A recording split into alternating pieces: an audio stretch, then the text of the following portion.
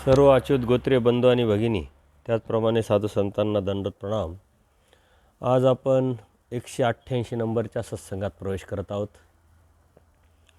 गेली अनेक सत्संगापासून आपण सर्वज्ञ श्री चक्रप्रभूंनी सांगितलेले जे तत्व सिद्धांत आहे, आचार विचार प्रणाली, अनादीचे नित्य व अनादीचे जे 4 पदार्थ आहे, जीव, देवता, प्रपंच व परमेश्वर, याचं कार्यकारण स्वरूप लक्षण बघत आहोत. नामधारक वासनिक यांच्या मनातला जो न्यूनगंड आहे, धर्माच्या प्रती, आचाराच्या प्रती, त्यागाच्या प्रती जी भीती आहे, ती काढण्याचा आपण प्रयत्न करत आहोत, चिंतन करत आहोत. परमेश्वरांनी सांगितलेले जे तत्व सिद्धांत आहे, आचार विचार प्रणाली, ती खूप मोठी आहे. परंतु तरीही आपल्याला परमेश्वराने अत्यंत संक्षिप्त स्वरूपात जे गरजेचं आहे, जे आपल्याला समजण्या इतपत योग्य आहे, तेच परमेश्वराने आपल्याला सांगितलेलं आहे. आणि म्हणून हे जे तत्त्वज्ञान आपल्याला जरी मोठं दिसत असलं तरी परमेश्वराने ते संक्षिप्त स्वरूपात आपल्याला सांगितलेलं आहे आणि तेवढं आपण समजून घेणं हे आपलं कर्तव्य आहे. मागील सत्संगामध्ये आपण बघितलं की परमेश्वराने सांगितलेलं जे तत्त्वज्ञान आहे, त्यात कितीतरी तत्त्वज्ञान आपल्याला जनरल नॉलेज म्हणून सांगितलेलं आहे, माहिती म्हणून सांगितलेलं आहे. आणि सांगण्याचं कारण स्वतःचं अस्तित्व, परमेश्वराची स्वतःची ओळख अधिक स्पष्ट व्हावी, अधिक आपल्याला स्पष्ट दिसावी, समजावी, कळावी, उमटावी, या अनुषंगाने अनुषंगिक गोष्टी सांगणं हे अत्यंत गरजेचं आहे. आणि म्हणून परमेश्वराने आपल्याला तत्त्वज्ञानामध्ये जनरल नॉलेजवर भरपूर तत्त्वज्ञान सांगितलेलं आहे. ते आपण माहिती करून घेणं आणि माहिती करून घेतल्यानंतर समजून घेऊन ते आपल्या संग्रही ठेवणं हे अत्यंत गरजेचं आहे. परंतु हे करत असताना आपल्या जीवनाचं ध्येय काय आहे?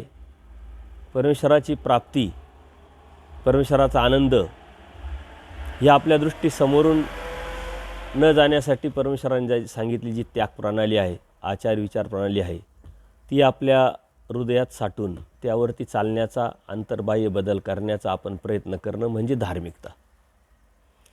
धर्म परमेश्वराने सांगत असताना ह्या जीवाच्या मनामध्ये त्यांनी कितीची किस्सा केली तर कोणत्या प्रकारचा प्रश्न राहू नये आणि तो प्रश्न निकाली निघून त्यांनी ही आध्यात्मिक वाटचाल किंवा आध्यात्मिक प्रगती बिनधोक करावी, कोणत्या प्रकारच्या मनात शंका न ठेवता परमेश्वरापर्यंत हा त्याचा आध्यात्मिक प्रवास सुखकर व्हावा, या अनुषंगानेच परमेश्वरांनी ही तत्त्वप्रणाली आपल्याला सांगितलेली आहे.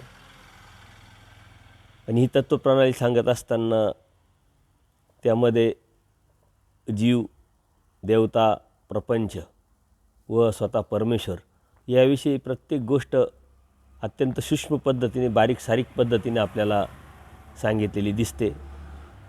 इतर साहित्याचा किंवा इतर धर्माच्या अनुषंगाने जेव्हा आपण अभ्यास करू तेव्हा आपल्या लक्षात येईल की तिथं अत्यंत त्रोटक ज्ञान आहे.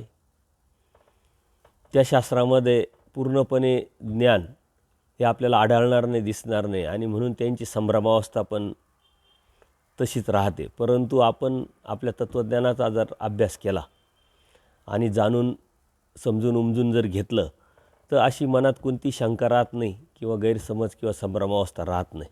म्हणून परमेश्वराने स्पष्ट सांगितलं, हे शास्त्र सगळे शास्त्र या शास्त्रात आहे, परंतु हे शास्त्र मात्र आपल्याला कुठेही भेटणार नाही. कारण सर्व शास्त्राचा सार परमेश्वराने एकी विद्या म्हणजे ब्रह्मविद्या यात सांगितलेलं आहे.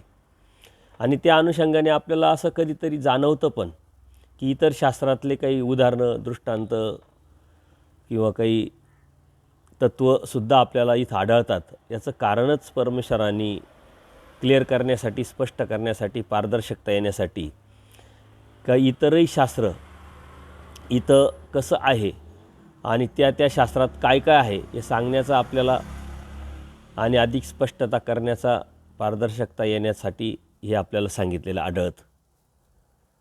आपण इतर शास्त्राचा अभ्यास करत नाही, तेवढा वेळ पण नसतो. परंतु आपण आपल्या शास्त्राचा जर अभ्यास केला तर आनुषंगिक इतर शास्त्राचा अभ्यास आपला होतो. परंतु यथार्थपणे जसं आहे तसं समजून घेणं हे अत्यंत गरजेचं आहे. अन्यथा आपल्या संभ्रमावस्थेमध्ये येऊन आपण सुद्धा अद्वैतवादाकडे निरीश्वरवादाकडे झुकू शकतो. कारण हे तत्त्वज्ञान खूप मोठं आहे आणि हे बघत असताना सर्व अंगाने आपण त्याचा अभ्यास करणं आणि त्या अभ्यासातून आपल्या मनातल्या ज्या शंका आहे त्या दूर होणं हे अत्यंत गरजेचं आहे. आणि म्हणून अज्ञानाशी विघ्न सांगितलं आहे परमेश्वराने.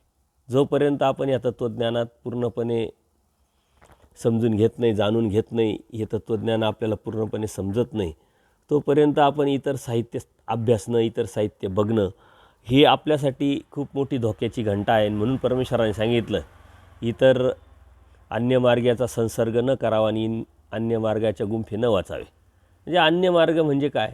देवतेचे, त्रिगुणात्मक देवतेचे जे मार्ग आहे, तिथल्या मार्गातीलच्या लोक आहे, साधक आहे, त्यांच्याशी संसर्ग म्हणजे संबंध ठेवू नये किंवा त्यांच्या गुंफे म्हणजे त्यांच्या आश्रमांमध्ये, त्यांच्या मठ मंदिरांमध्ये जाऊ नये. कारण का? तर आपली तेवढी परिपक्वता नसते.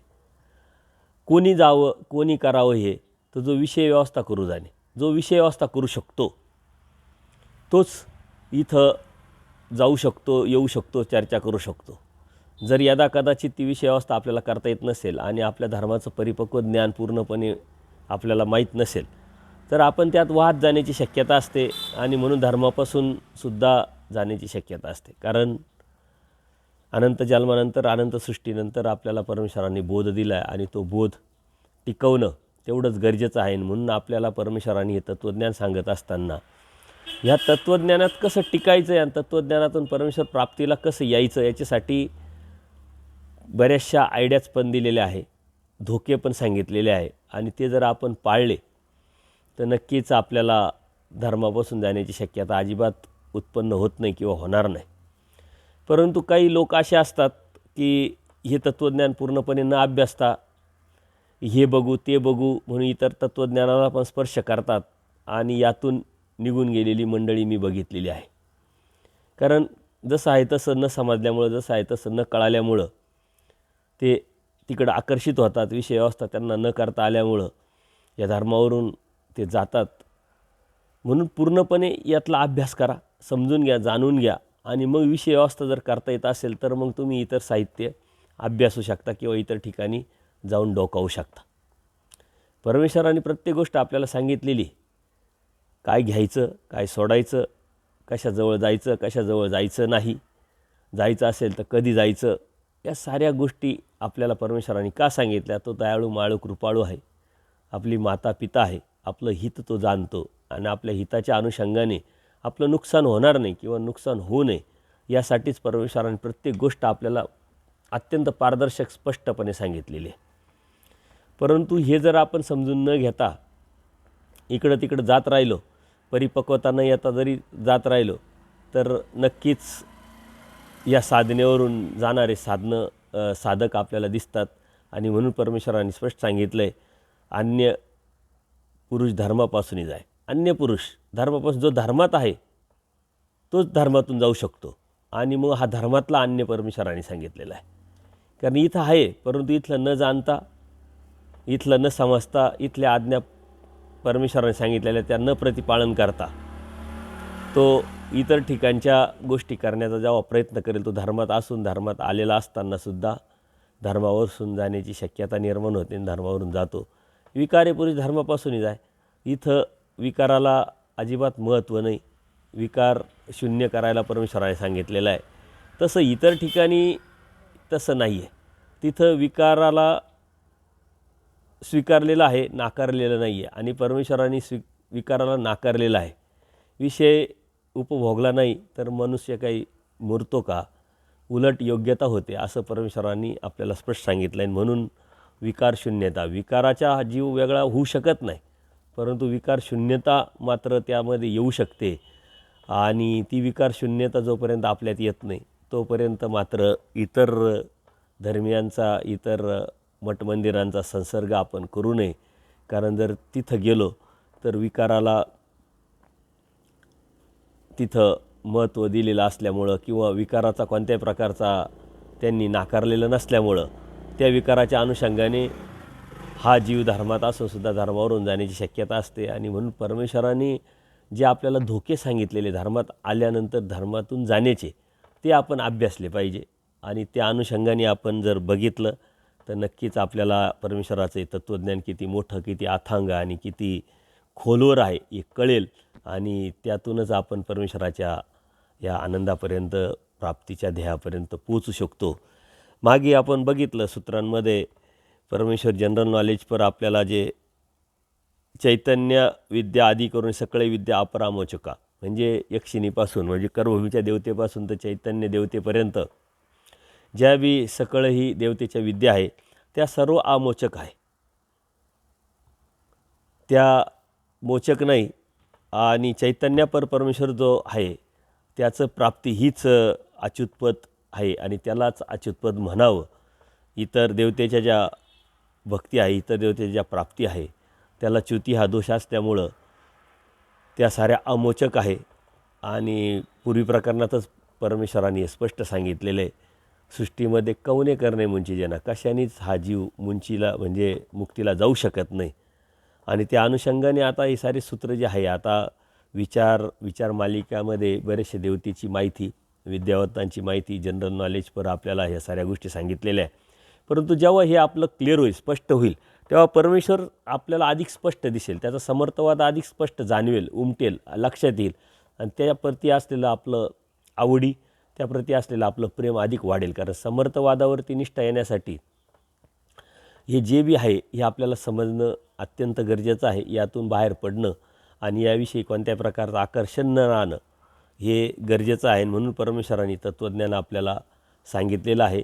जेवढं परमेश्वराच्या प्राप्तीच्या अनुषंगाने सांगितलेलं तत्त्वज्ञान गरजेचं आहे, तेवढंच हे सुद्धा तत्त्वज्ञान गरजेचं आहे. आणि म्हणून आपल्या धर्मामध्ये बऱ्याच वेळा विचार मालिकेच्या पोथ्या लागलेल्या दिसतात, जेणेकरून यातून आपण बाहेर पडून परमेश्वर प्राप्तीच्या या रस्त्यावरती आध्यात्मिक प्रगती आपण करावी. याचा अनुषंगाने तत्त्वज्ञान आपल्याला सांगितलेलं आहे. पुढचं सूत्र आहे, भळीभद्र देव तो चैतन्याचा अवतारो. भळीभद्र देव तो चैतन्याचा अवतार आहे म्हटले, कारण एक वेळ महादाईसा पुराण ऐकून आल्या. जसं महादाईसा पुराण ऐकून यायच्या, पुराण जाणत होत्या आणि परमेश्वराला ते प्रश्न विचारत, जी कवनी पुराणिक ऐसे म्हणते म्हटले. काही पुराणिक असे म्हणतात किंवा कोणत्या तरी पुराणात असं म्हटलं जातं, भळीभद्र देव जो आहे तो शेषाचा अवतार आहे म्हटले. तर कवनी म्हणती विष्णूचा अवतार आहे म्हटले. कोणी शेषाचा अवतार म्हणतं, कोणी विष्णूचा अवतार म्हणतं. तर हे दोन्हीपैकी कोणतं खरं आहे? आणि हेच आपल्या ब्रह्मविद्याशास्त्राचं किंवा तत्त्वज्ञानाचं वैशिष्ट्य आहे. कारण पुराणात ज्या बी गोष्टी आहे त्या गोष्टी क्लिअर करायला कोणी नाही आणि त्या क्लिअर केलेल्या नसल्यामुळे पुराणातल्या गोष्टी पुराणात तशाच राहतात. परंतु इथलं वैशिष्ट्य की पुराणातल्या बऱ्याचशा गोष्टी स्वतः महादाईसा देवाला विचारतात आणि देव त्यावरती प्रकाश टाकून आपल्या मनातली जी संभ्रमावस्था आहे किंवा शंका आहे ती क्लिअर करतात. त्याच्यामुळे आपल्या मनात कोणत्या प्रकारचा हे नाही आहे. वास्तविक पुराणामध्ये, काही पुराणामध्ये भळीभद्र हा शेषाचा अवतार म्हणजे विष्णूचा अवतार म्हटलं आहे आणि काही विष्णूचा अवतार म्हणतात, काही शिराब्दीचा शेषशाही त्याचा अवतार म्हणतात. तर नेमकं काय हे मात्र कोणालाच माहीत नाही. परंतु परमेश्वराने या गोष्टी सांगितलेल्या आहे. तर विष्णूचा 8वा अवतार भळीभद्र असं काही ठिकाणी या पुराणामध्ये आपल्याला आढळतं. त्याचप्रमाणे हलधर पण आहे, तो बी 8वा अवतार विष्णूचा आहे. म्हणजे नेमकं कोणता हे जाणत नाही. आणि इतर लोकसुद्धा विष्णूचा श्रीकृष्ण महाराजांनासुद्धा अवतार मानतात. परंतु इथं क्लिअर होतं की विष्णू हा एक देवता आहे आणि त्यातून आपण या देवतेपासून बाहेर पडतो. भळीभद्र देव त्यांना अवतारो ऐसे जाणी जेव. परमेश्वर स्पष्ट त्यांना सांगतात की ते काय जाणतात आम्ही तुम्हाला स्पष्ट सांगतो, इथून सांगतो. आणि मग भळीभद्र तो आहे तो चैतन्याचा अवतार आहे, म्हणजे चैतन्य मायेचा अवतार आहे म्हटले. आणि भीष्म अवतार नव्हे, हा भीष्म अवतार जो आहे तो ब्रह्मांडांची देवता जी आहे ती फळ्यासहित अवतरली आहे. भीष्मदेव हा आटा वसूल आतुल एक वसू, म्हणजे शापातो आदमपात झाला. तो शापातो भीष्मदेव ह्या ब्रह्मांडास्तामधून उतरलेला आहे, अवतार घेतलेला आहे असं परमेश्वर स्पष्ट सांगतात. तर आता इथं आपल्याला एक शंका निर्माण होते, कारण चैतन्य जे आहे ती विधेय सांगितली, ती कधी अवतार घेत नाही. आणि मग इथं कसं काय परमेश्वराने सांगितलं की हा तो चैतन्याचा अवतार आहे. तर मायेची जी ओळखणी आहे ना, ती ईश्वराच्या मनोधर्माने ती अवतरलेली म्हणजे ती झालेली आहे. आणि तोच हा तोच हा जो अवतार आहे तो सांगितलेला आहे चैतन्याचा, बळीभद्र. कारण माया जी आहे ती अवतरत नाही, ती फक्त परमेश्वरासाठीच अवतरते, म्हणजे परमेश्वरासाठीच ती मायापूर धारण करते. तर आपल्या स्वातंत्र्याने ती कधी विग्रह धारण करत नाही. आणि तिला म्हणूनच विधेयसुद्धा म्हणतात. चैतन्य माया विधेय पराशक्ती, मायाचे असे 5 नावं आपण बघितले. तर त्यातलं विधेय म्हणजे ती कधी ध्येय स्वीकारत नाही, याचा अर्थ काय, ती कधी विग्रत नाही किंवा अवतार घेत नाही, या अनुषंगाने आहे. तर ईश्वर प्रवृत्तीनं ती ओळखणी झाली आणि म्हणून त्या अनुषंगाने तिला बळीभद्र देवतेचा अवतार म्हटलं गेलेला आहे. ईश्वर प्रवृत्ती, आता ईश्वर सेवते अवतार धारित्व होती, म्हणजे ईश्वराच्या प्रवृत्तीनंच ती अवतार धारण करते, ओळखणी देहधारी होते. ओळखणी जी आहे, परमेश्वरा दयामाया कृपा करून आपण दैवराटीसाठीची जी सिस्टम जर आपण समजून घेतली, तर कर्मराटीसाठी या साऱ्या 81 कोटी 6,10 देवता कार्यरत आहे. आणि दैवराटीसाठी मात्र त्याच सर्व 81 कोटी 6,10 देवतेच्या ओळखणी माया, म्हणजे त्यातून एक एक शक्ती बाहेर येऊन परमेश्वराच्या अधीन होऊन दैवराटीसाठी कार्य करतात. तसं इतर ठिकाणी वरच्या देवतेच्या अधीन खालची देवता कार्य करते, ते पुढं आता येणारच आहे. आणि देवता वर्ग आपण जेव्हा अभ्यासला, तुम्ही सत्संग जर क्रमानुक्रमे ऐकलेले असतील तर ह्या गोष्टी तुम्हाला समजणं अत्यंत सोपं जाईल. कारण आपण मांडणीच तशी केलेली, जीव, देवता, प्रपंच आणि परमेश्वर. देवता हा पदार्थ आपण अभ्यासला तेव्हा ह्या साऱ्याच गोष्टी आणि ह्याच वाचनांचं आपण प्रमाण घेऊन अधिक स्पष्टता केलेली आहे. तर त्या एकाखाली एक कार्य करतात. तसं देवराटीसाठी या साऱ्या देवता ओळखणी म्हणून ती एक एक शक्ती बाहेर पडते आणि ते परमेश्वराच्या सर्व अंडर असतात. आणि ओळखणी माया म्हणण्याचं कारण का, परमेश्वराच्या अंडर माया असते आणि मायाच्या अंडर साऱ्या देवता असतात. आता मात्र दैवराटीसाठी साऱ्या देवता मायेप्रमाणेच परमेश्वराच्या प्रवृत्तीनं काम करतात, म्हणून त्याला ओळखणी माया म्हणतात. तर पुराणादी मान दिला, म्हणजे कवीश्वर बासांनी पुराणालासुद्धा मान दिलेला आहे इथं ग्रंथ म्हणून. म्हणजे काय, तर भागवत पुराण मान्य ग्रंथ आहे, अशा अनुषंगाने या काही गोष्टी इथं आलेल्या आहे. बळीभद्र चैतन्याचा अवतार, त्या अनुषंगाने ती स्पष्टता आपल्याला आपल्या साहित्यामध्ये दिसते.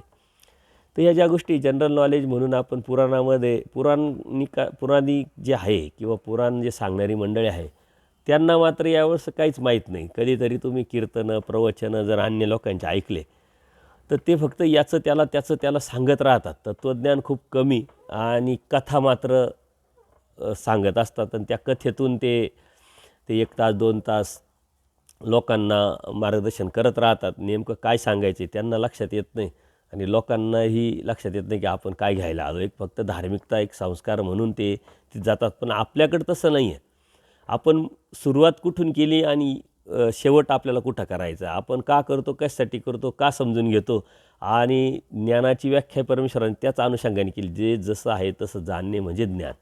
अन्यथा नुसतंच खूप काही घ्यायचं आणि पदरात काहीच पडायचं नाही, त्याला काही अर्थ नाही आहे. म्हणून हे सारे जे सूत्र आहे, हे सारे देवतेच्या अनुषंगाने एक माहितीपर आपल्याला आलेले आहे.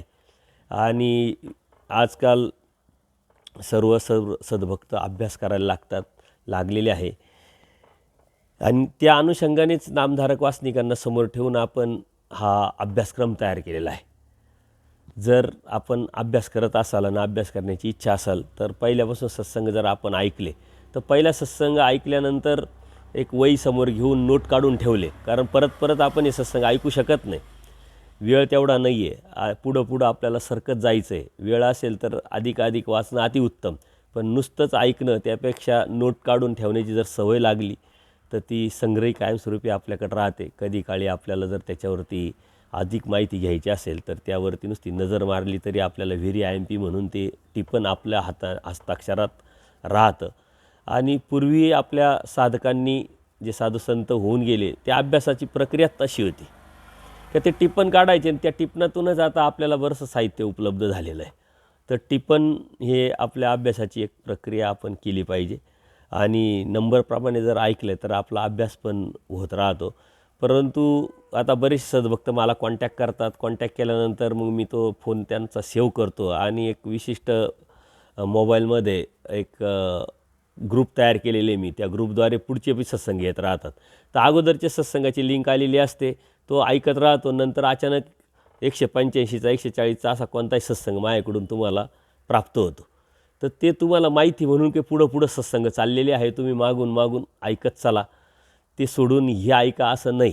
तर एक माहिती म्हणून घ्यायचं आहे, कारण तुम्हाला त्यावरती उत्सुकता ताणावी, एक चिकित्सा निर्माण व्हावी, एक आवड निर्माण व्हावी आणि त्यामुळं हे सत्संग जसजसे पुढं जात राहतात तसतसे येत राहतात. परत जे इतर ठिकाणी मी कार्यक्रमाला जात असतो त्या कार्यक्रमाचे जे सत्संग होतात ते सत्संग लाईव्ह असतात. माझ्या मोबाईलवरून फेसबुकवरती लाईव्ह केल्यानंतर काही सद्भक्त आहे की जे आपल्याला जोडलेले आहे, ते मग ते लाईव्हमधले सत्संग उचलून त्यांच्या चॅनलला टाकत असतात आणि ते सत्संगसुद्धा मग मी तुम्हाला पोस्ट करत असतो. तर अभ्यासक्रम हा आपल्या चॅनलला आहे आणि त्या अभ्यासक्रमानुसार आपण अभ्यास पुढं करत जावं आणि त्या अभ्यासक्रमामध्ये खंड न पडावा किंवा कन्फ्युजन, संभ्रमावस्था न यावी किंवा त्यात कोणत्याही प्रकारचं डिस्टर्ब नाही व्हावे म्हणून त्या आपल्या चॅनलवरती ते सत्संग न टाकता इतर चॅनलला ते आपण टाकत असतो. तर ही तुमच्या अनुषंगाने घेतलेली काळजी आहे, ही आपण लक्षात घ्यावी आणि त्या अनुषंगाने एक अभ्यास करावा. कारण ध्येय पाहिजे. ध्येयहीन माणूस काय उपयोगाचा नाही. आपल्याला सत्संग ऐकायचं आहे तर का ऐकायचं आहे, अभ्यास करायचा तर का ऐकायचं आहे, त्यातून काय आपल्याला मिळवायचं आहे, त्यातून आपल्याला काय मिळालं, ह्या प्रश्नांचे उत्तर जर आपल्याला त्यातून भेटले तरच त्याचा उपयोग. नाही तर फक्त सत्संग ऐकले, पदरात काय पडलं, फक्त चांगलं होतं, याला काही अर्थ नाही. म्हणून आपण वेळ देतो आहे तर त्या वेळेचा पुरेपूर सदुपयोग व्हावा या अनुषंगाने आपण त्या टिपणातून आपलं जी बुद्धीची भूक आहे ती आपण वाढवावी. आणि हे आपण जेव्हा सत्संग घेतो त्यात स्पष्ट लिहिलेलं असतं की विचार मालिकेच्या ह्या सूत्रापासून तर ह्या सूत्रापर्यंत आपण चिंतन केलेलं आहे. तर तुम्ही हे सत्संग ऐकत असताना सूत्रपाठ समोर घेऊ शकता आणि अधिक तो सूत्र येतं समोर, त्या सूत्राच्या अनुषंगाने प्रकरणवश आलं, त्याचा थोडासा अर्थ आला. कारण खूप काही खोलात पण मी घेत नाही. स्थळपोथीमध्ये जाऊन पक्ष टीका असं न घेता एक जनरल नॉलेज, एक समज, एक जाण निर्माण व्हावी, त्या अनुषंगाने जे जे गरजेचं आहे तेवढंच मी तुम्हाला सांगण्याचा प्रयत्न करतो आहे. कारण खूप काय ऐकलं आणि काय ऐकलं आहे लक्षात न राहिलं तर काय उपयोगाचं नाही. म्हणून मी फक्त नामधारक वासनिकाला समोर ठेवून हे सत्संग घेत असतो, जेणेकरून त्यांना खूप जड वाटू नये, त्यांना खूप अवघड वाटू नये आणि त्याची आवडी निर्माण व्हावी आणि चिकित्सा निर्माण होईल, एक उत्सुकता निर्माण होईल का पुढे काय. आणि म्हणून अत्यंत संक्षिप्त स्वरूपात मी हे तुम्हाला सांगतो. जेव्हा भूक वाढेल तेव्हा आपोआपच तुम्हाला सांगण्याची गरज नाही, तुम्ही आपोआपच पुढं जाल, अधिक चिकित्सा कराल, स्थळपोथीमध्ये जाऊन अधिक हे समजून घेण्याचा प्रयत्न कराल, यात शंका नाही. परंतु आवड निर्माण होणं ही पहिली गरज आहे आपली आणि ती आवड निर्माण होण्यासाठीच आपण अभ्यासक्रम तयार केलेला आहे. भीष्मदेव तो आठा आतू वसूल एक वसू परी शापा तो आदमपात झाला. आता मागेच आपण बघितलं की भीष्मदेव जो आहे तो आठा वसू आतुल एक वसू म्हणजे काय की भीष्मदेव हा 8 वसू आतील म्हणजे गंधर्वातील जे 8 तबल जे आहे, गंधर्व देवता आहे पण परमेश्वर नाही, हे आपण अन्यवृत्तीमध्ये बघितलं. तर तबल जी एक वसू नामक 8 ब्रह्मांड असता देवता, एक ब्रह्मांड असता ती फळ्या होता, परंतु शापा तो आदमपात झाला. तो कारण देवतेला शाप आणि त्याच्यानंतर त्याचा पात असं होत नाही, कारण देवतेमध्ये जो फळ्या असतो त्या फळ्या कार्य करत असतो. फळ्या म्हणजे एखाद्या जीवाला त्या देवतेचं सुखफळ प्राप्त झालं, त्या मूर्तीमध्ये तो जीव असतो आणि त्या जीवाला त्या जीवाची प्रवृत्ती असते किंवा त्याची जोड असते. मग त्याला वाटलं म्हणून मग ती देवता करत असते, वास्तविक ती देवता करत नाही. त्या जसं देवाने सांगितलं की परमेश्वराने हंस अवतार घेतला आणि ब्रह्म्याप्रती निरूपीला पण अधिकारी घेत द्वार निगडीचे. तर ब्रह्म्याप्रती म्हणजे काय, तर त्या ब्रह्माच्या मूर्तीमध्ये जो फळी असतो, जी देवता असते, जीव असतो, त्या जीवाचा अधिकार नव्हता, परंतु त्याची जी जोड होती म्हणून परमेश्वराने हंस अवतारात त्याला ते ज्ञान दिलं. तर हे देवतेच्या मूर्तीमध्ये असलेला जो जीव असतो त्याला फळिया म्हटलेलं आहे. आणि त्याच्या शापात त्याचा अधमपात झाला. महादेवाच्या शापामुळे अधमपात झाला म्हणून मृत्यूलोकी आला. तर ज्ञानविग्रहाप्रमाणेच अज्ञान शापदग्ध विग्रही होतात. आपण बघितलं आहे की देवतेच्या याच्यामध्ये देवतेचे 3 विग्रह होतात. म्हणजे देवतेच्या अवताराला विग्रह म्हणतात. म्हणजे देवता ह्या ब्रह्मांडास्ताच्या माध्यमातून अव्यक्तातून ब्रह्मांडास्ता होतात आणि ब्रह्मांडास्तातून विग्रह होतात. आणि या विग्रहापासून विग्रह देवता कधी होत नाही, परंतु ब्रह्मांडास्तातून अनंत विग्रह होऊ शकतात. आणि हे विग्रह कसे असतात? एक शापदग्ध विग्रह, एक अज्ञान विग्रह, एक ज्ञान विग्रह. तर अशा प्रकारे हे विग्रहाचे प्रकार आहे. तर ब्रह्मांडास्तेपासून विभागतात म्हणजे शापदग्ध विग्रह विभागतात. तर त्यांना जरी ते विग्रहाला त्रिकाळ ज्ञान असतं, म्हणजे गत, भविष्य आणि वर्तमानाचं ज्ञान देवतेला आणि फळियालाही असतं, त्या देवतेच्या फळियाला. म्हणून देवतेला सर्व ज्ञान असतं. आणि ह्या अनुषंगाने मला बरेचसे लोक कॉन्टॅक्ट करतात. जास्त स्त्रिया असतात, त्यातल्या भगिनी असतात, की कधीकधी माहेर हे उपदेशी असतं, लहानपणीच उपदेश घेतलेला असतो, तत्त्वज्ञान माहीत असतं, परंतु नंतरच्या काळामध्ये अन्य घरामध्ये त्यांचं लग्न होतं. त्यांना जावं लागतं. अन्य घरचे जरी अनुकूल असले, धार्मिकता करण्यासाठी परवानगी जरी देत असले, तरी त्यांना एवढं ज्ञान नसल्यामुळं ते मग कुळदैवताला घेऊन जातात. इकडं त्यांची घरातली जी धार्मिकता ते करायला लावतात. आणि मग स्त्रियांना एक भीती वाटते की आता माझा धर्म भंग पावतो की काय. परंतु त्यांचा आदभाव नसल्यामुळं त्यांना काही फरक पडत नाही. आणि बऱ्याचशा भगिनी मला फोन करतात, तेव्हा मी हेच प्रमाण देत असतो की त्या देवतेला त्रिकाळ ज्ञान असतं. त्याच्यावर त्या देवतेला माहिती आहे तुम्ही कोण आहे. आणि त्या अनुषंगाने जरी तुम्ही गेले बी तर तुमचा आदभाव नसतो, तुमची मानसिकता नसते, परंतु घरच्यांच्या जबरदस्तीमुळं किंवा काही कारण असतं, घरातल्या संस्कारामुळं तुम्हाला जावं लागतं. तर त्यांनी तुमचा काही धर्मभंग पावत नाही, कारण आदभाव नसल्यामुळं त्याचा काही दोष आपल्याला लागत नाही. कारण स्मृतिस्थळामध्ये जसं जो महादेव राजा जो होता देवगिरीचा, त्याची जी पत्नी होती ती आचार्यांची शिष्या होती. आणि ती आचार्यांची शिष्या असल्यामुळं आचार्यांकडे येऊन तिनं अभ्यास केला होता. तिला तत्त्वज्ञान, ब्रह्मविद्याशास्त्राची बऱ्यापैकी जाण झाल्यामुळं तिला भीती वाटली मनामध्ये की त्यावेळेस सतीची चालू होती की भविष्यात राजा जर लवकर माझ्या अगोदर मेला तर मला सती जावं लागेल आणि मग आत्मघाताचं पातक लागून मी धर्मभ्रष्ट होईल. तर ती शंका आचार्यांना विचारते. मग आचार्यांनी तिला सांगितलं की तुमचा आदभाव नसेल, तुम्ही विनंती करा, रडा, न जाण्यासाठी प्रयत्न करा, तर तुम्हाला त्याचा काही पातक किंवा दोष लागणार नाही, कारण तुमच्या आदभावाने तुमच्या मनापासून तुम्ही गेलेले नसतात. तसंच इतर ठिकाणी जेव्हा हे अडचणीचे ज्या भगिनी असतात त्यांना जावं लागतं, तर त्यांचा आदभाव नसल्यामुळं आणि त्या देवतेला त्रिकाळ ज्ञान असल्यामुळं तिला ते माहीत असते की ही कोण आहे, कोणाची आहे. त्याच्यावर तुम्ही जरी भक्तिपूजा केली तरी ती मनापासून न केलेली असल्यामुळे ती देवता स्वीकारत नाही आणि त्यामुळं कोणत्याही प्रकारचा दोष त्यांना लागत नाही.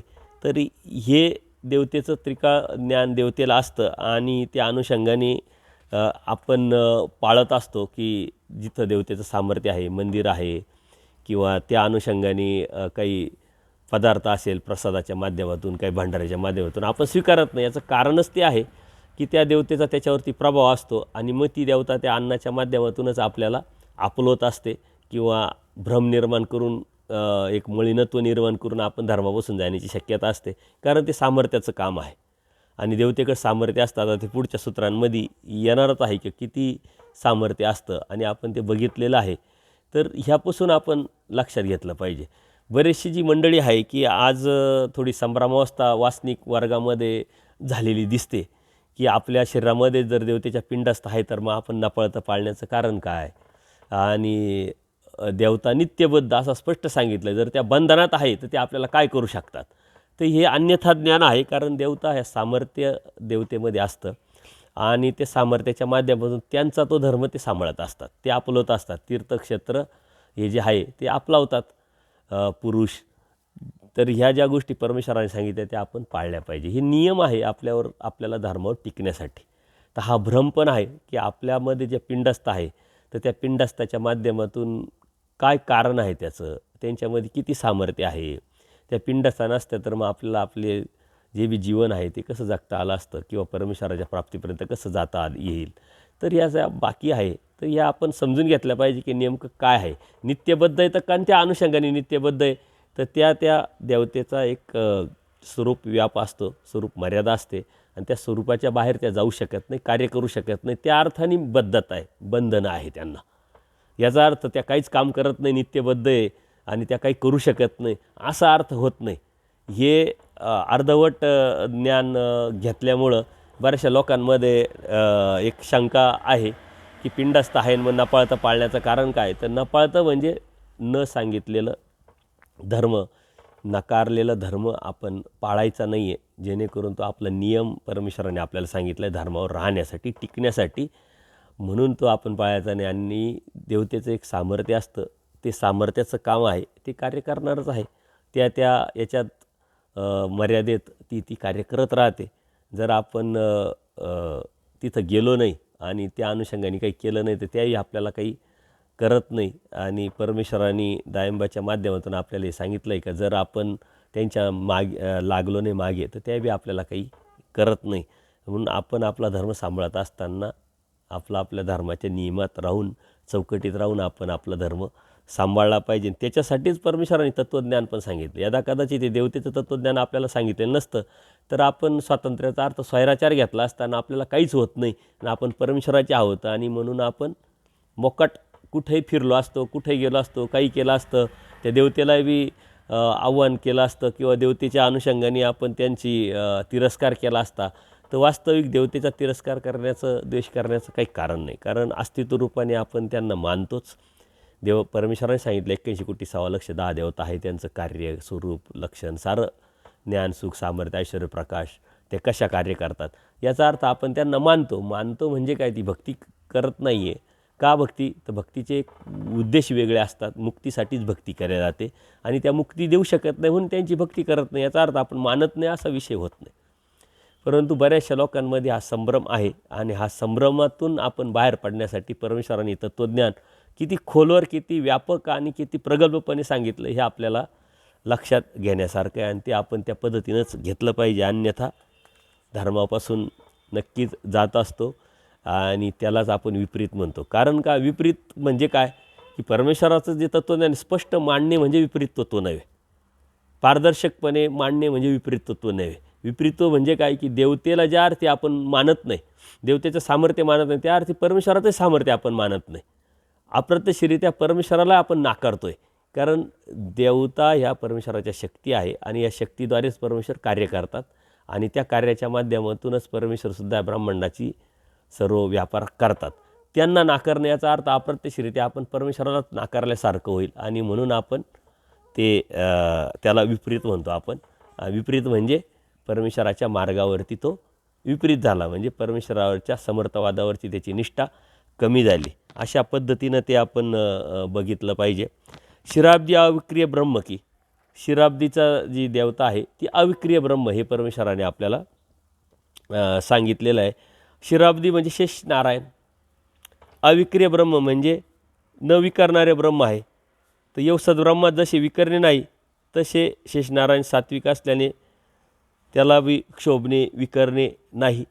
तर जेऊरगावी परमेश्वर बाईसा भक्ताच्या माध्यमातून जात असतात आणि जात असताना भिंगारवरून जेव्हा ते निघाले देव, त्याबरोबर बाईसा असतात, सारे भक्त लोक असतात. तर गोसावी विजय करतात ते. तर 2 वाटा पुढे जात असताना 2 वाट्या, 2 रस्ते सापडतात, भेटतात. तर बाईसा त्यांना विचारते, बाबा हे मार्ग कुठं जात आहे, हे रस्ते कुठं जात आहे, हा कोणता रस्ता कुठं जातो कोणत्या गावाला आणि तो रस्ता दुसरा कोणत्या गावाला जातो. तर देव सांगतात, बाई हा मार्ग जेऊर गावी जाते. एक मार्ग जो आहे तो जेऊरला जातो म्हटले आणि एक पाप विनाशनाशी जाती, म्हणजे ते गावांचे नावं आहे असे देवाने सांगितलं. तर बाईसाला ते ऐकल्यानंतर लगेच लक्षात येतं की आपल्याला बाईसांना असं लक्षात येतं की जेऊर गावाला आपले नातेवाईक आहे आणि एक मनातून त्यांना आलं की आपण जेऊर गावामार्गे जावं, जेणेकरून ते आपले जे संबंधी आहे त्यांना भेटता येईल किंवा परमेश्वराचं दर्शन त्यांना होईल, त्यांना परमेश्वराचं दर्शन आपल्याला घडून आणता येईल. हा भाव, कारण बाईसा ह्या प्रेमी भक्त होत्या आणि कोणत्या संबंधीविषयी कोणत्याही प्रकारचं त्यांना आपलेपण किंवा प्रेम नव्हतं, परंतु एक इतर जीवाला गोमटं भेटावं, परमेश्वराचं दर्शन व्हावं या अनुषंगाने बाईसांचं ते म्हणणं होतं. तर परंतु परमेश्वराची तिथं जाण्याची काही प्रवृत्ती नव्हती म्हटली. तर ते देवाला ते म्हणतात जेऊरगावी मार्गे आपण जाऊ, परंतु देव म्हणतात मग आम्हाला जाण्याची तिथं प्रवृत्ती नाही आहे. तर त्या ठिकाणी परमेश्वर स्पष्ट सांगतात आग्रह न की जे आग्रह करू नका. तर स्वरूपी म्हणजे आत्रियांच्या स्वरूपी आग्रह एक आती म्हणजे जैसा लखू मियसी होता. म्हणजे मग ते म्हणतात ते कैसे बाबा, यावरी गोसावी शिराब्दीची गोष्ट सांगितली म्हणजे. कारण शिराब्दी आता ते पुराणातली गोष्ट आपल्याला लक्षात घ्यावं लागेल. मी बऱ्याच वेळा ती ऐकलेली पण असेल की ज्यावेळेस अर्जुन देव होते आणि ते अर्जुन देव जिथं त्यांची होते राज्य करत, तिथं एक ब्राह्मणीचे जे मुलं होते किंवा श्रीकृष्ण महाराज अर्जुन देव सर्वच सांतेपणी ऋषीकडे जेव्हा शिकायला होते, तर त्या ब्राह्मणीचे काही मुलं जन्माला येताच मरायचे. आता त्या मरण्याच्या पाठीमागं कारण होतं शिराब्दीचे शेषशाही देवता म्हणजे विष्णू. आणि याचं कारण असं होतं की ज्यावेळेस श्रीकृष्ण महाराजांनी अवतार घेतला तेव्हा विष्णू आणि आपल्या पत्नीबरोबर लक्ष्मी बसले होते आणि त्यांनी दंडोत केला की नमस्कार केला. तर तिला आश्चर्य वाटलं की तुम्ही कोणाला नमस्कार केला, कोणाला दंडोत केला. म्हणे ही चराचर सृष्टी ज्यांच्या अध्यक्षतेखाली चालू आहे, जे अनंत ब्रह्मांडांचे मालक परब्रह्म परमेश्वर, त्यांनी आज अवतार घेतला. तर तिला आश्चर्य वाटतं, तिला वाटलं की हेच सर्वश्रेष्ठ आहे.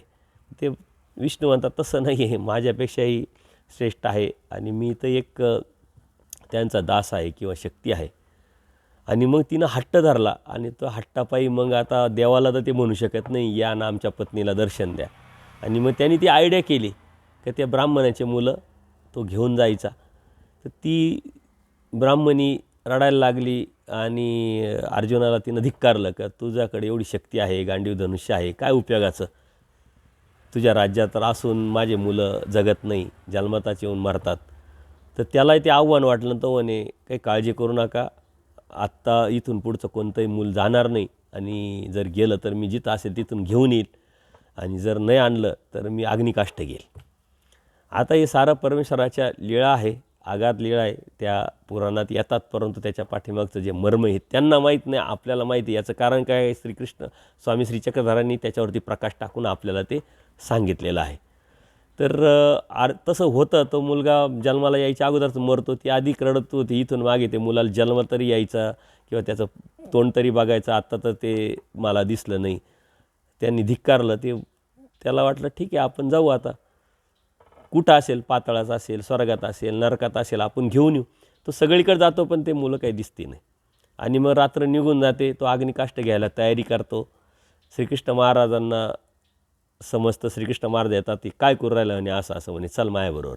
आणि तेव्हा ते अर्जुनाला घेऊन शिराब्दीला जातात त्या मुलं आणण्यासाठी शेषनारायणकडं. आणि गेल्यानंतर मग ही सारी कथा तुम्हाला माहिती आहे. तर त्यांनी माफी मागितली, प्रायचित्त घेतलं, का हे सर्व केलं मी, हे सर्व सांगितलं. आणि ती जी लक्ष्मी आहे ती परमेश्वराकडे वेधल्या जाते, ती श्रीकृष्ण महाराजांबरोबर यायला निघते. तर ती यायला निघते तर श्रीकृष्ण महाराज तिथं थांबवतात. अर्जुन म्हणतं येत होते तर येऊ द्यायचं म्हणे, आपण जिथं गेलो त्यांच्या पत्नी आणायचे का म्हटले. तर बाईसांनी विचारलं का त्या शेषनारायण काही वाटलं नाही का आपली पत्नी चालली. तर मग त्यावेळेस परमेश्वर स्पष्ट सांगतात की शिराब्दी म्हणजे शेषनारायण जो आहे ते अविक्री, त्यांना कोणत्या प्रकारचा विकारत नाही, न विकारणारे ब्रह्म आहे म्हटले. ज्याप्रमाणे सद्ब्रह्म विकरत नाही, विकरणं नाही, तशाचप्रमाणे तो सात्विक आहे, क्षोभणं नाही. अशा अनुषंगाने हे आपल्याला ज्ञान परमेश्वराच्या ब्रह्मविद्याशास्त्रामध्ये भेटतं आहे. आणि म्हणून त्यातला आणि यातला फरक समजतो आपण.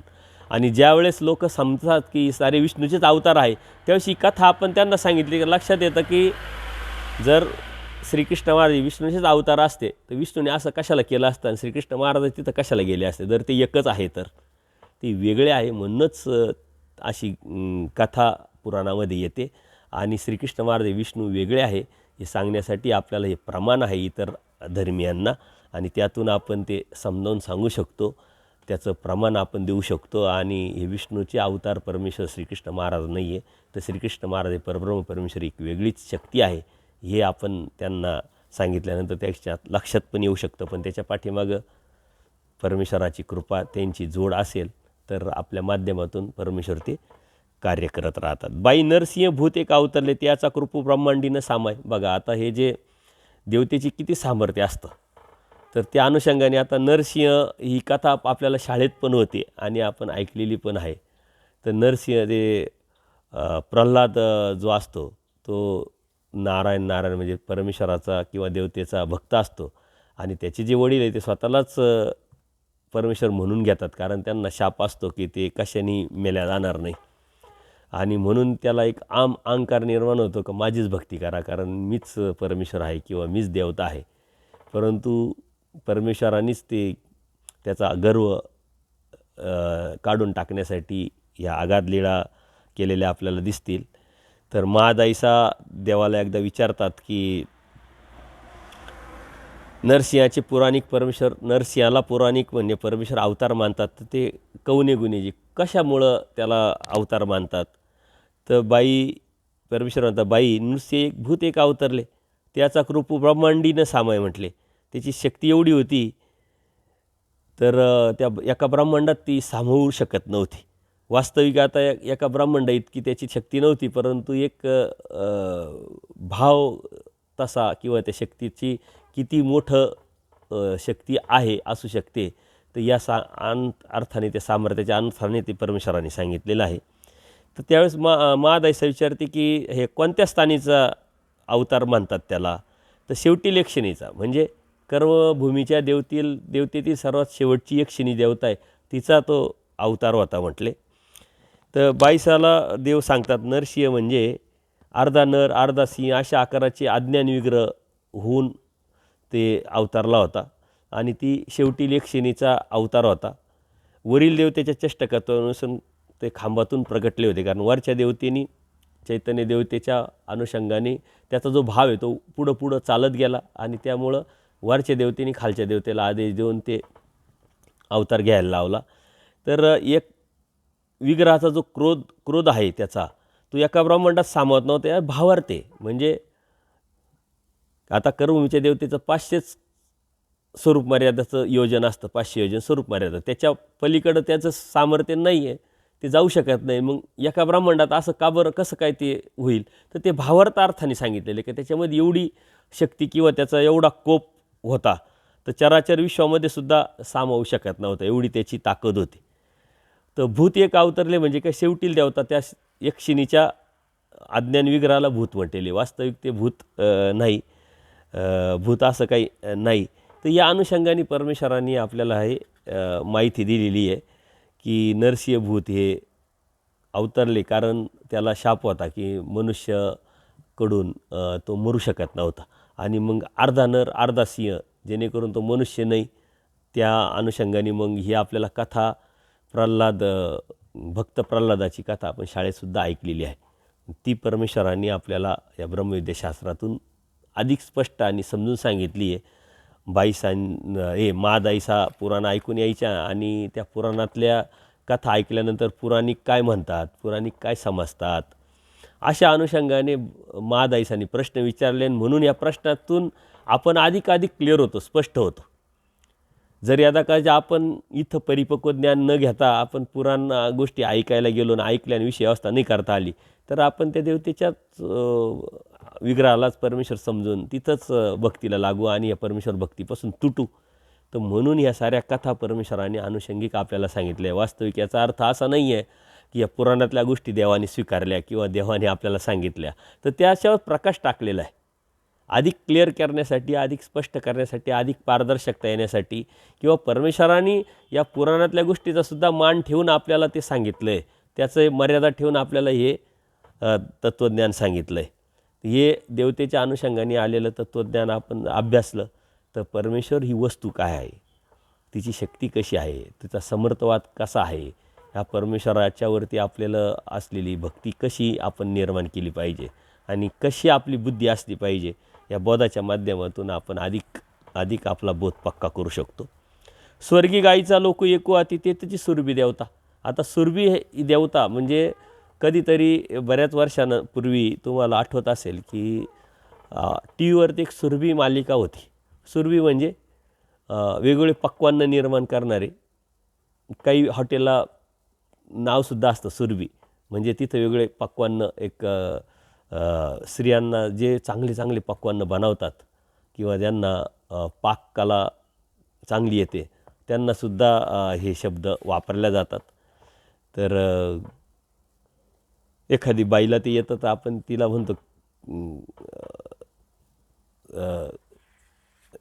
ती त्यामध्ये माहीर आहे, ह्या अनुषंगाने आपण तिला ह्या नावाने पण संबोधतो. तर एकोदी निरूपण प्रसंग गोसावी महादाईसा प्रति म्हणितले. देवानीच महादाई सांगितलं का स्वर्गी गोलोक एक वाती म्हटले. स्वर्गात गोलोक नावाचा एक भाग आहे म्हटले.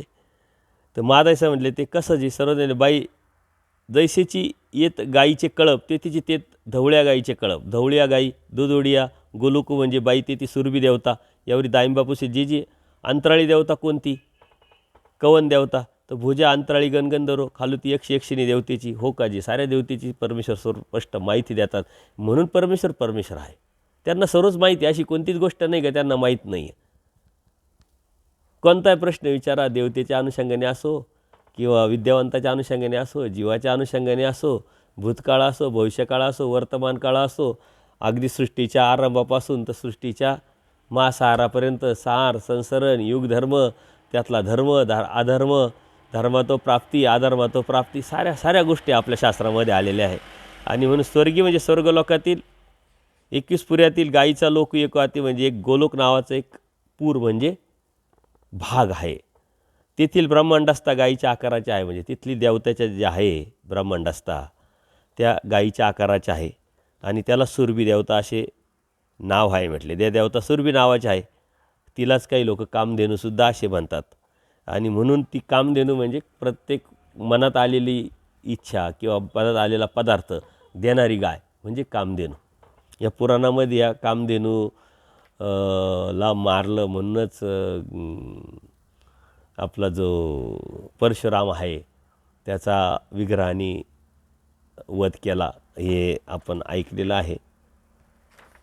तर हे आपल्याला जनरल नॉलेज पण परमेश्वर सांगतात की कोणत्या कोणत्या देवता कुठं कसं त्यांची नावं काय.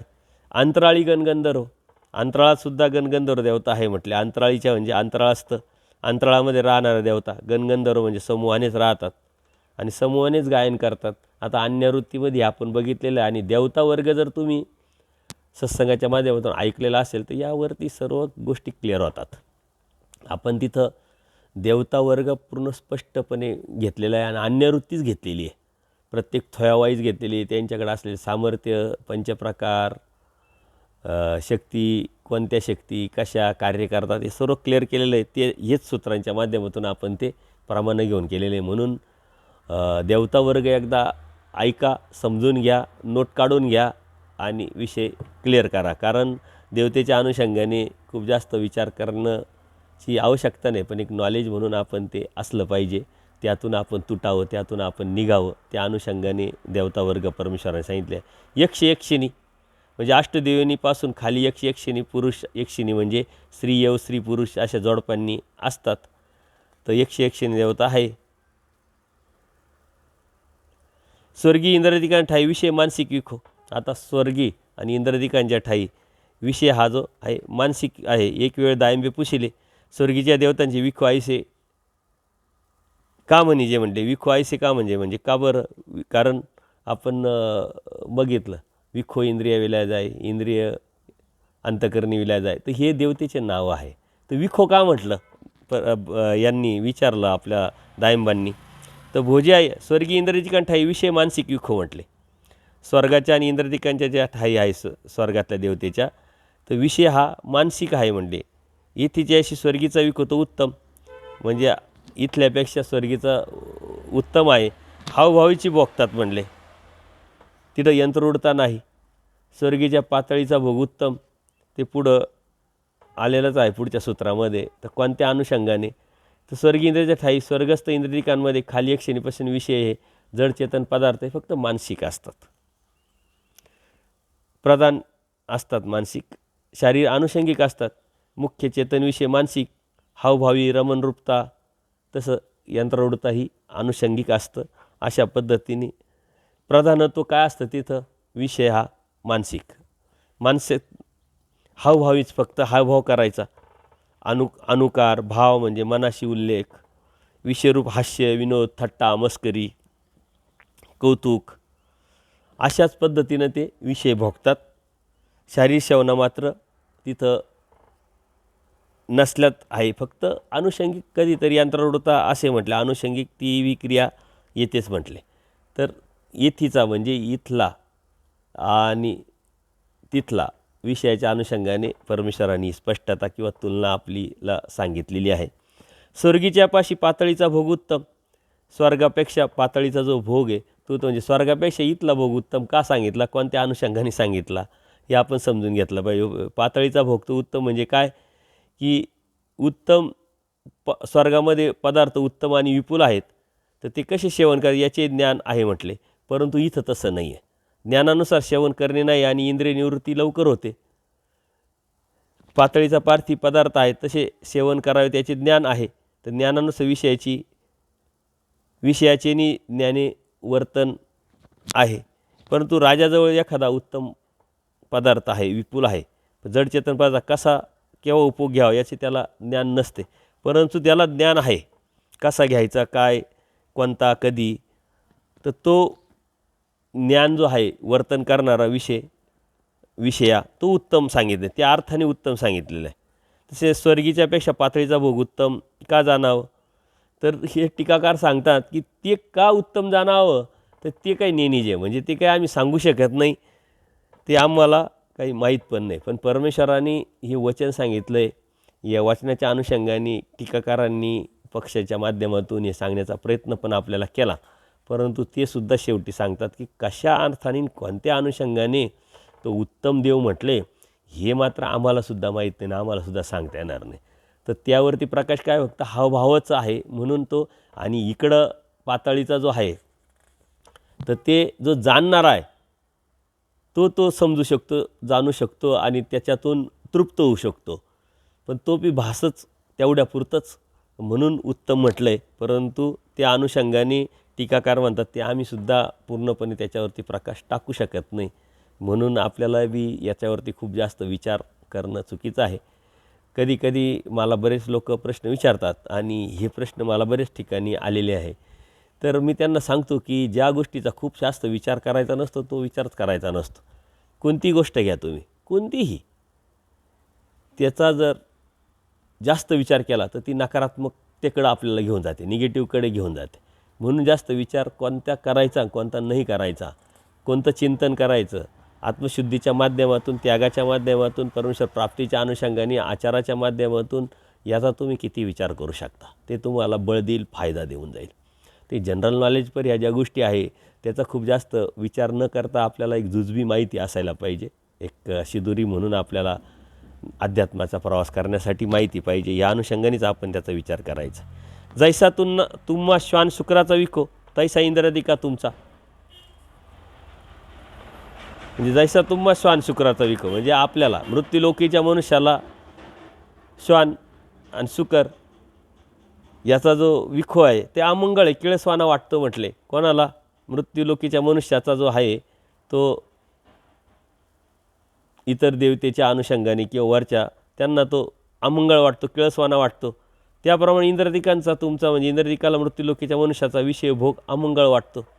तर आपल्याला जसं मनुष्याला कुत्रा किंवा डुकराचा जो विषय आहे तो अमंगळ वाटतो, घाण वाटतो, तसं या मृत्यूलोकाचा जो विषय भोग आहे तो इंद्रदिकाच्या देवत्यांनासुद्धा तो अमंगळ वाटतो म्हटले. त्यांना आपला अमंगळ वाटतो ना आपल्याला जनावरांचा अमंगळ वाटतो. ह्या गोष्टीची फक्त तुलना परमेश्वराने आपल्याला सांगितलेली आहे. आणि कारण वरच्याला खालच्याचा अमंगळ वाटतं, जसं देवता आपल्यावरती म्हणून आपलं आणि आपण जनावरांच्या वरती म्हणून आपल्याला जनावरांचा अमंगळ. तर परंतु ती एक विकृती आहे जर ते मंगळ वाटत असेल तर.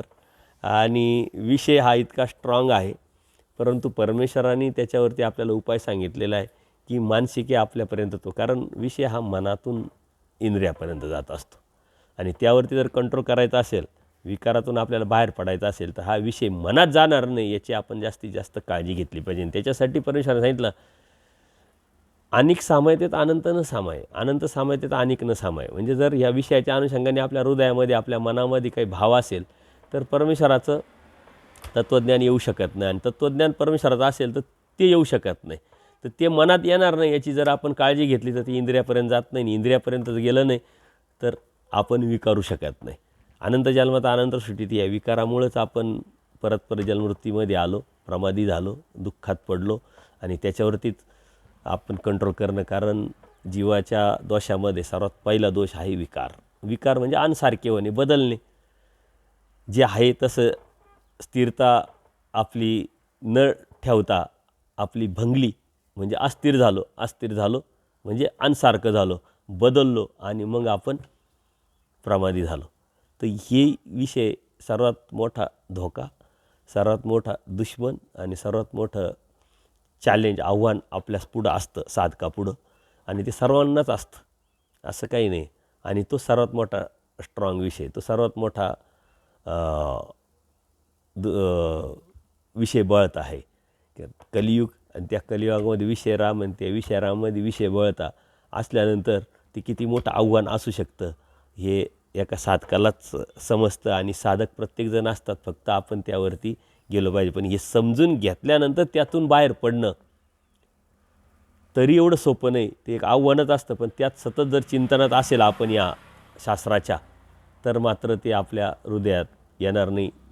न येण्यासाठी ही एक बांध आपण शास्त्राचा, तत्त्वज्ञानाचा, स्मरणाचा, चिंतनाचा जर घातला तरच आपल्याला त्यातून आपण टिकू शकतो किंवा वाचू शकतो. हे अत्यंत महत्त्वाचं आहे.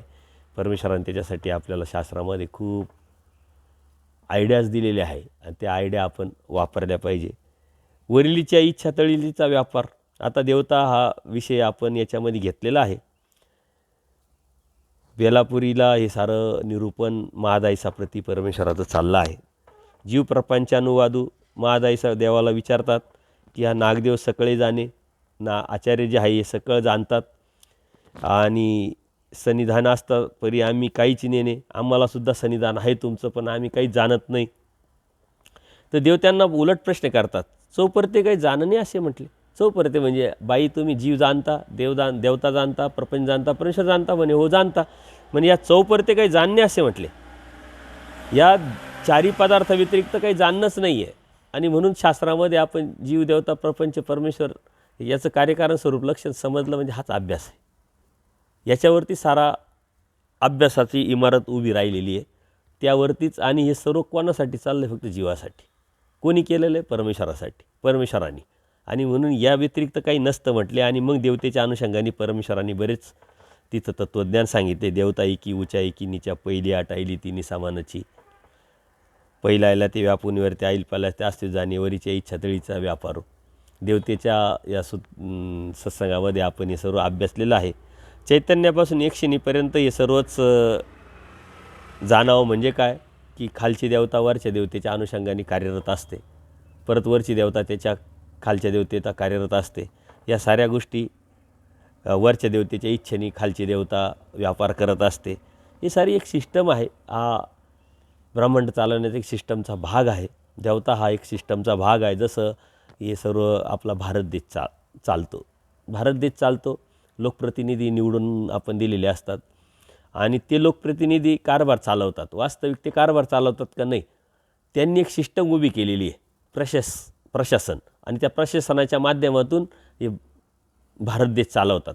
तसं हे प्रशासन म्हणजे देवता, म्हणजे ब्रह्मांडाचं चालवण्याचं प्रशासन म्हणजे देवता ही शक्ती, देवता ही सामर्थ्य. तो एक सिस्टमचा भाग आहे. त्याच्यामुळं ही एक सिस्टम आहे, ती कोणालाही समजू शकत नाही ना. आपल्याला ती समजलं आहे, परमेश्वराने बोध दिला आहे म्हणून. आणि त्या सिस्टमचा भाग असताना त्या सिस्टमला आपण हात न लावता आपलं कार्य आपण कसं करत राहावं. आता ही सिस्टम खूप मोठी आहे, सर्वसामान्य माणसाला त्याच्याशी काही घेणं देणं असतं का? तो आपलं काम करतो, आपला देवधर्म सांभाळत राहतो. आणि जे सिस्टमकडून आपल्याला येईल, रस्ते, पाणी, लाईट किंवा अनुषंगिक काही सुविधा असतात गव्हर्नमेंटच्या, त्याचा उपभोग घेत राहतो. बाकीचा विषय त्याच्याशी काही संबंध येत नाही. त्यांनी जाऊन दररोज कलेक्टरला नमस्कार घातला पाहिजे, तहसीलदाराला नमस्कार घातला पाहिजे, ग्रामसेवकाला, तलाट्याला नमस्कार घातला पाहिजे, असा काहीच विषय नाही. सर्वसामान्य माणूसला त्याच्याशी काही घेणं देणं नसतं. तो आपलं आपलं काम करतो, गव्हर्नमेंटकडून आलेले उपभोग पण घेत राहतो, सुविधाचा उपभोग पण घेत राहतो. तसंच आहे. आपण आपली परमेश्वराची भक्ती करत असताना या सिस्टमकडून या साऱ्या परमेश्वर आपल्यापर्यंत हे सारं पोचत असतात. आपण करत राहायचं ना, आपलं धार्मिकता करत राहायची. ते सिस्टमचा आपला काही संबंध नाही आणि म्हणून तिथपर्यंत आपल्याला जाण्याचं काही कारण नाही, त्यांच्या भक्तीत बी उतरायचं काही कारण नाही, त्यांच्यापासून भीती आणि मानसिकता निर्माण करण्याचंही काही कारण नाही. कारण तो एक सिस्टमचा भाग आहे आणि ते सिस्टममध्ये ते काम करतात. त्यांना ते काम करून करायला लावलेलं आहे. ते इमानीद्वारे त्या परमेश्वराचा त्यांना वेच असतो. ते प्रशासन आहे, परमेश्वराच्या शक्ती आहे, परमेश्वराचे नौकर आहे, त्या पद्धतीनं या जीवासाठी त्या कार्यरत आहे. आणि म्हणून आपण का जन्माला आलो, कशासाठी आलो, परमेश्वरांनी आपल्याला ह्या बोध दिला आहे आणि त्या बोधाच्या माध्यमातून आपल्याला काय मिळवायचं हे आपलं ध्येय जर पक्कं झालं तर आपण हे तत्त्वज्ञानातून समजून घेतल्यानंतर आपोआपच आपल्या डोक्यातून ह्या गोष्टी, ह्या भीती, हा भ्रम, हा न्यूनगंड निघून जाईल. आपल्या याविषयी काही शंका असतील, काही गैरसमज असतील, काही योग्य अयोग्य प्रतिक्रिया या नक्की कळवा. त्यावरती आपण नक्की चिंतन करू. दंडवत प्रणाम, दंडवत प्रणाम, दंडवत प्रणाम.